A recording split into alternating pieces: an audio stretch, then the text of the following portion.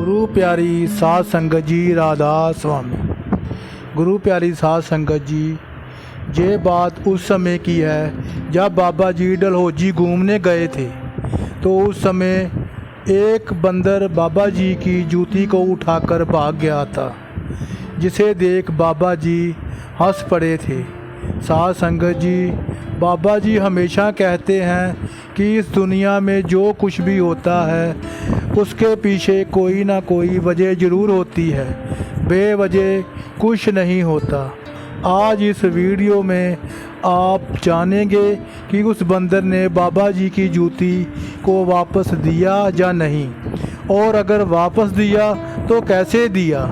साध संगत जी, हिमाचल के डलहौजी के पास एक गांव में एक छोटी सी झोंपड़ी नुमा घर बनाकर एक बूढ़ी माता अपने पोता और पोती के साथ रहती थी। इस माता के बेटे और बहू की किसी एक्सीडेंट में मौत हो गई थी, और उसके बाद से ये अपने पोता और पोती, जिनकी उम्र लगभग 5 से 6 साल थी, उनके साथ उस झोंपड़ी नुमा घर में रहती थी। और इस माता ने बड़े महाराज जी से नामदान लिया हुआ था। अब इस माता की उम्र बहुत हो गई थी और ये आखिरी बार बाबा जी के दर्शन करना चाहती थी। ये इतनी सक्षम नहीं थी कि बाबा जी के दर्शन करने वहाँ से इतनी दूर डेरे जा सके। ये तो हर समय मन में अरदास करती थी कि हे मेरे सतगुर, मैं एक बार आपके दर्शन करना चाहती हूँ। और दूसरी चिंता इसको ये सता रही थी कि इसके बाद इसके छोटे छोटे पोता और पोती का क्या होगा, कौन संभालेगा इन बच्चों को।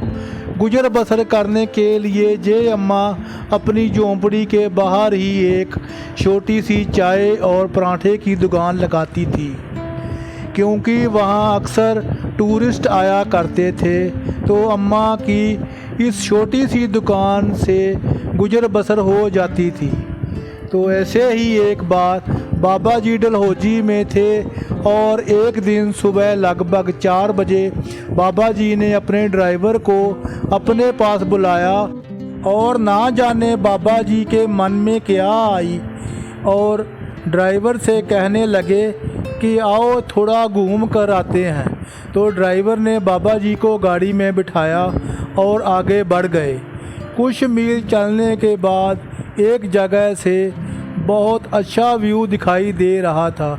तो बाबा जी ने ड्राइवर को गाड़ी रोकने को कहा, और बाबा जी ने कहा कि यहाँ बड़ी ताज़ी हवा चल रही है, कुछ देर यहीं सैर कर लेते हैं। ये कहकर बाबा जी और ड्राइवर गाड़ी से बाहर आ गए, और कुछ देर वहाँ सैर करने के बाद बाबा जी अपने जूते उतार कर वहाँ रखे एक बेंच पर बैठ गए और अपने ड्राइवर से कहने लगे कि आसपास देखो, कोई चाय की दुकान है क्या।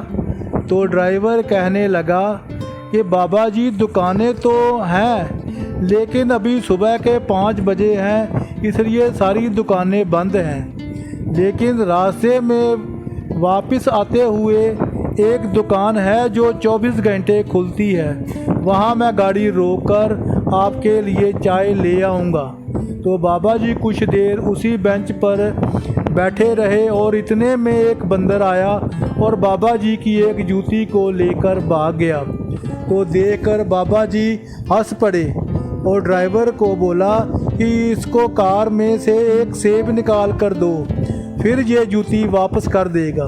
तो ड्राइवर ने एक सेब उठाया और बंदर को दिखाया, लेकिन बंदर वहाँ से थोड़ा और दूर पीछे हो गया और एक घर के सामने पेड़ पर चढ़ गया। और फिर ड्राइवर ने सेब को बंदर की ओर उछाला तो उसने जूती को नीचे गिरा दिया, और ड्राइवर जूती उठाने लगा तो उसने देखा कि उसके एकदम सामने एक छोटी सी चाय की दुकान थी, लेकिन वो दुकान अभी बंद थी, और उस दुकान के पीछे बने घर की लाइट जल रही थी।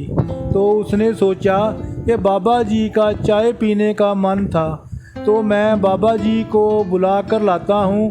फिर उसने बाबा जी की जूती बाबा जी को पहना दी और कहा कि वहाँ सामने एक दुकान है। तो बाबा जी और ड्राइवर उस घर के आगे गए। सार संगत जी, चाय तो एक बहाना था, बाबा जी तो वहाँ उस माता को दर्शन देने के लिए ही गए थे। जब ड्राइवर ने दरवाज़ा खड़खड़ाया तो अंदर से वही माता बाहर आई, और जैसे ही उसने बाहर बाबा जी को देखा तो उसको अपनी आँखों पर विश्वास नहीं हुआ। पहली झलक में उसको लगा कि ये शायद कोई और सरदार जी हैं, क्योंकि उस समय बाहर थोड़ा अंधेरा था। उसकी आंखें तो धोखा खा रही थी, लेकिन उसके मन में बार बार यही आ रहा था कि ये बाबा जी हैं। तो उसने एकदम अपने मन की सुनी और ज़ोर से आवाज़ लगाई, बाबा जी, और बाबा जी के पैरों में बैठ गई और कहने लगी कि हे मेरे सतगुर, मैंने कभी सोचा नहीं था कि आप मेरे घर आओगे, लेकिन मेरे मन में एक विश्वास था कि इस दुनिया से जाने से पहले मैं आपके दर्शन ज़रूर करूंगी। ये कहते हुए माता जी रोने लगी और माता जी ने बाबा जी को अंदर आने को कहा और फटाफट एक कुर्सी को अच्छे से साफ़ किया और बाबा जी को बिठाया। बाबा जी ने पूछा कि माता जी, तू जहाँ अकेली रहती है? तो माता जी ने कहा कि मेरे बेटे और बहू की मौत के बाद मेरे पोता और पोती मेरे साथ रहते हैं और अभी वो अंदर सो रहे हैं। तो बाबा जी ने पूछा कि क्या तुझे यहाँ कोई दिक्कत तो नहीं है? तो माता जी ने कहा कि बाबा जी, आपकी कृपा से मेरी चाय की छोटी सी दुकान है जिससे मेरे घर का गुजारा चल जाता है, दोनों बच्चों की पढ़ाई भी हो रही है। लेकिन बाबा जी, मुझे एक चिंता सताती है, मेरी उम्र अब 80 साल की है और पता नहीं कितना जीऊँगी। मेरे जाने के बाद मेरे पोता और पोती का क्या होगा, ये फिक्र मुझे सोने नहीं देती। तो बाबा जी ने समझाया कि माई, तू सत्संगी होकर चिंता करती है। तो माता कहने लगी कि बाबा जी, क्या करूं, ना चाहते हुए भी चिंता हो जाती है। तो बाबा जी ने समझाया कि माई, तू बिल्कुल फिक्र ना कर, वो मालिक सबकी संभाल करता है। जो मालिक बेजुबान जानवरों को भी भूखा नहीं मरने देता, तो वो तेरे बच्चों को ऐसे नहीं छोड़ देगा। इसीलिए तू चिंता ना कर, सब अपनी अपनी किस्मत साथ लेकर आते हैं।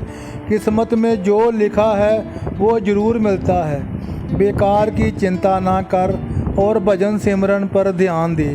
फिर आगे बाबा जी ने कहा कि अगर तू चाहे तो तू बच्चों के साथ डेरे आ जाना और वहीं रहकर सेवा करना, और बच्चे भी वहाँ के स्कूल में पढ़ाई कर लेंगे। तो अम्मा ये सुनकर खुश हो गई, क्योंकि अम्मा की सबसे बड़ी चिंता यही थी कि उसके बाद बच्चों का क्या होगा। और बाबा जी ने 1 मिनट में उसकी प्रॉब्लम का सलूशन दे दिया। तो माता जी कहने लगी कि बाबा जी, मैं ज़रूर आऊँगी, और बातों बातों में मैं आपसे पूछना भूल गई कि मैं आपकी क्या सेवा करूं। तो बाबा जी ने कहा कि मैंने सुना है आप चाय बहुत अच्छा बनाती हैं। ये सुनकर माता जी कहने लगी कि बाबा जी, सब आपकी कृपा से हो रहा है, मैं तो आपके बिना कुछ भी नहीं हूँ। फिर माता जी ने 2 कप चाय बनाई और बाबा जी और ड्राइवर को चाय पिलाई। उसके बाद बाबा जी वहाँ से वापस अपने रेस्ट हाउस में लौट आए।